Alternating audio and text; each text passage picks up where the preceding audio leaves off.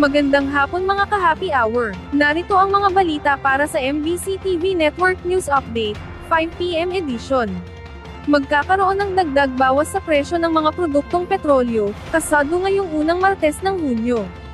Ayon sa oil industry firms, dalawang increase ay tumataas na nasa higit 60 centavos per liter, ang produkto ng diesel, at 80 centavos per liter, sa kada litro ng kerosene, habang isang rollback naman ay nasa 90 centavos per liter, sa presyo ng gasolina. Samantala, sa Metro Manila ngayon, kasong murder at paglabag sa Republic Act No. 10591, isinampa laban sa EDSA Ayala road rage suspect.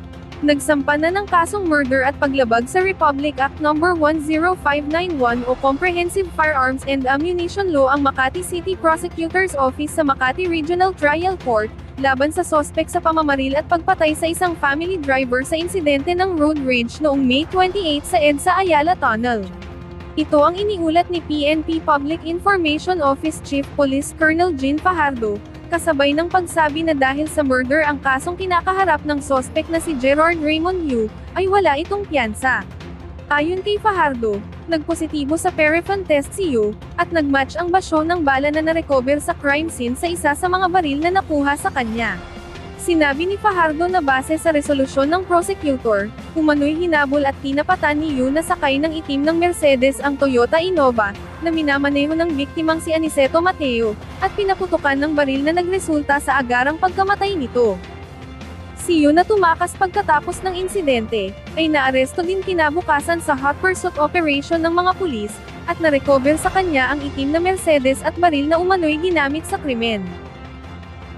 Ating alamin ang mga latest update mamayang alas 5:30 ng hapon, sa programang Metro Manila Ngayon, Afternoon Edition. At yan ang mga balita para sa MBC TV Network News Update, 5 PM edition. Samahan ninyo kami bukas, mula alas 9 ng umaga, hanggang alas 5 ng hapon.